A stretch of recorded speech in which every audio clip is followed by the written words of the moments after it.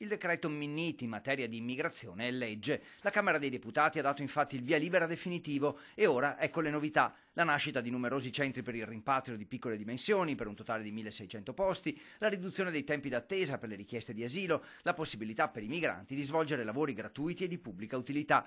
Inoltre l'efficacia delle espulsioni saranno più garantite. Un provvedimento salutato con favore da Venezia, anche se non basta. Ben venga, però è sempre poca roba. Dico ben venga, insisto, ma è poca roba. Noi abbiamo bisogno di fare un passaggio in più.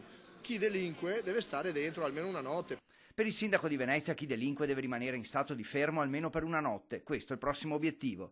Chi fa atti di vandalismo, chi si ubriaca evidentemente pensa di fare quello che vuole. Dobbiamo colpire i prepotenti, colpirli con misure semplici e minime, ma costanti, come stiamo facendo adesso sui parchi. Nei parchi cittadini infatti è aumentata la presenza dei vigili urbani e delle forze dell'ordine in genere, in divisa e in borghese.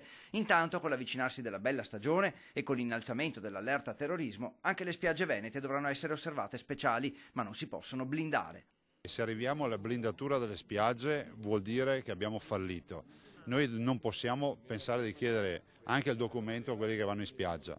Certo è che abbiamo bisogno di controlli e soprattutto anche del controllo del vicinato. Se qualche cittadino vede qualcosa che non funziona, è meglio una telefonata in più alle forze dell'ordine che una in meno. Il governatore afferma di avere molta fiducia nei magistrati di Venezia, nel procuratore antiterrorismo Adelchi D'Ippolito e negli investigatori delle forze dell'ordine. Molto possono fare anche i cittadini con le loro segnalazioni.